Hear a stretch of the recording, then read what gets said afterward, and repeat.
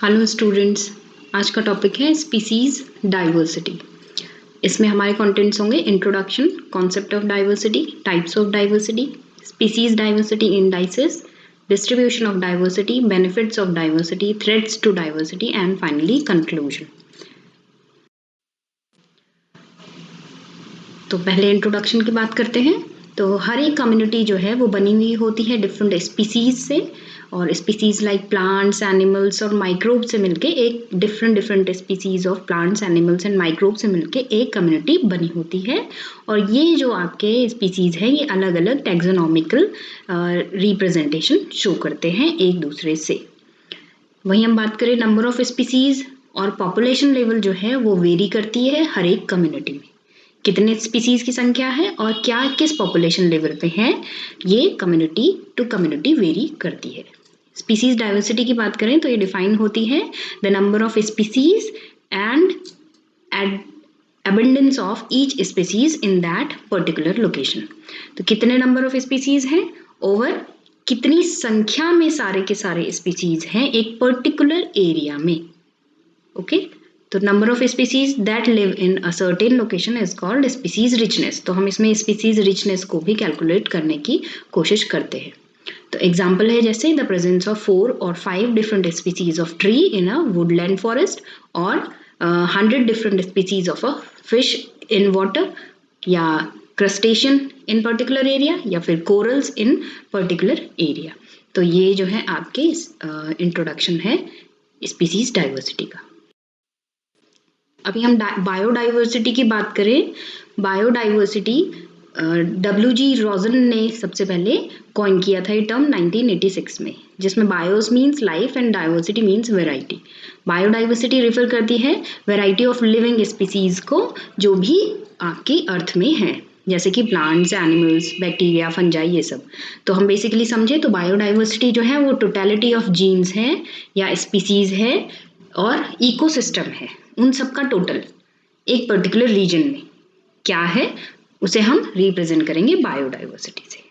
Okay, total number of genes, total number of species and ecosystem in a particular region is termed as biodiversity.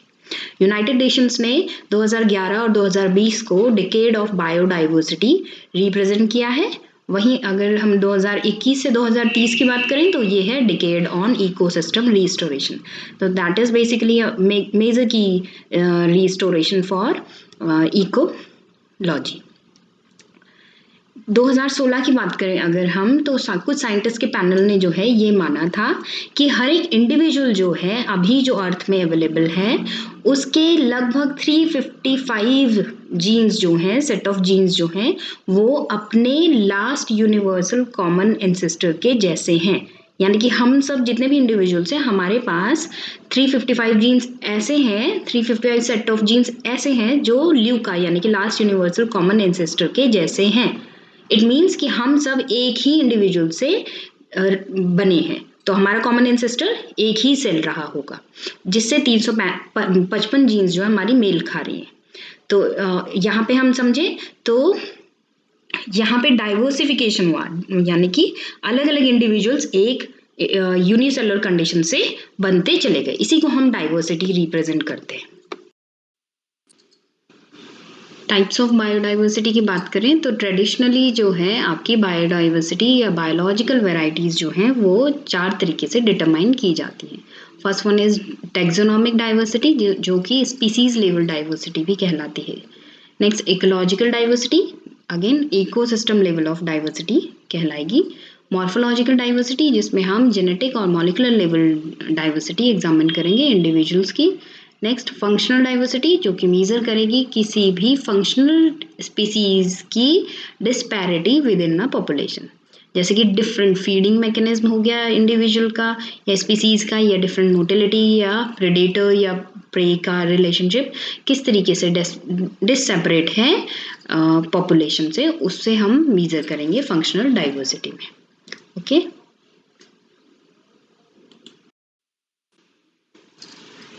Species diversity indices की बात करें तो ये वो index हैं जो हमें बताएंगे कि स्पीसीज कितनी रेयर है या कितनी कॉमन है कम्युनिटी में।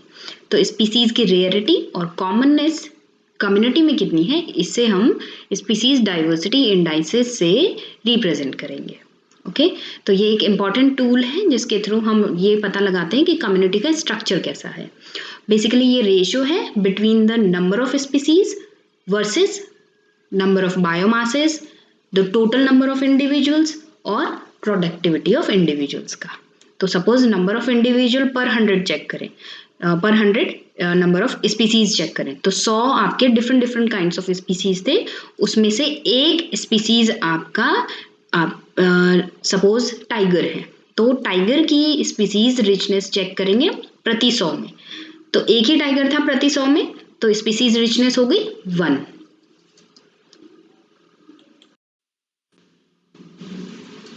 तो ये ग्राफ है जिसमें हम देख रहे हैं species richness with respect to area. तो स्पीसीज बी जो है वो एक लीनियर ग्राफ शो कर रही है between species richness and area. तो जैसे जैसे एरिया बढ़ रहा है वैसे वैसे स्पीसीज रिचनेस भी बढ़ रही है।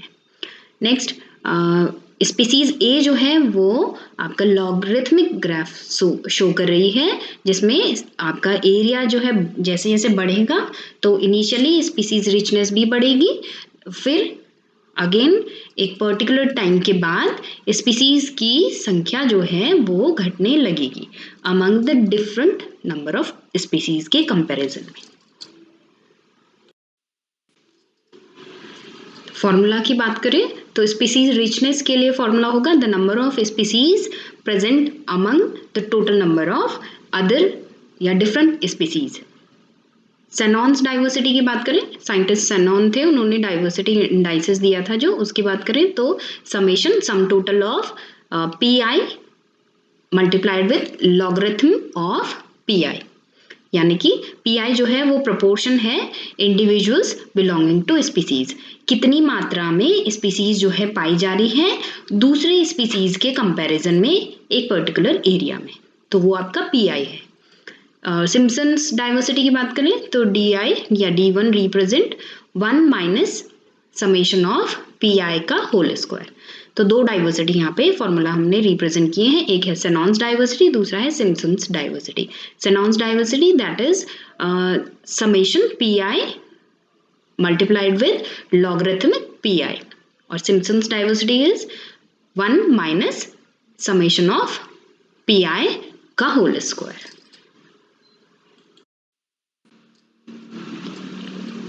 तो सेनॉन्स डाइवर्सिटी इंडाइसेस देखिए हम, एक मेडिसिनल ट्रीज का है, दूसरा हर्ब्स का है।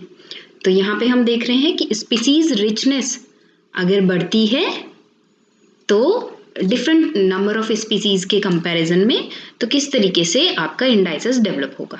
तो स्पीसीज रिचनेस जो है यहाँ पे हम देख रहे हैं आपका रिप्रेजेंटेशन जा रहा है किसमें, स्पीसीज जो है वो अदर नंबर ऑफ स्पीसीज के ऊपर डिपेंड कर रही है, तो कंपटीशन ज़्यादा होगा तो स्पीसीज रिचनेस जो है उतनी कम होगी।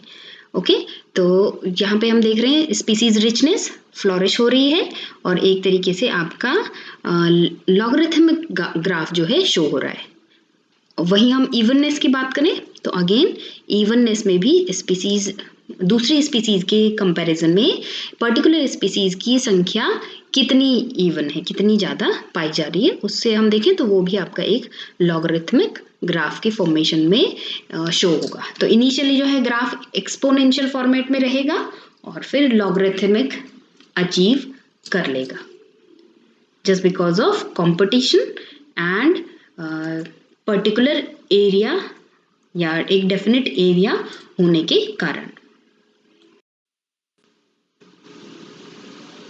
डिस्ट्रीब्यूशन ऑफ डाइवर्सिटी की बात करें तो कितनी डाइवर्सिटी आपकी फ्लोरा और फौना की है वो डिपेंड करेगा कैसा क्लाइमेट है, कैसा एल्टीट्यूड है, कैसा सॉइल पाया जा रहा है और कितनी दूसरी स्पीसीज उस एरिया में प्रेजेंट है।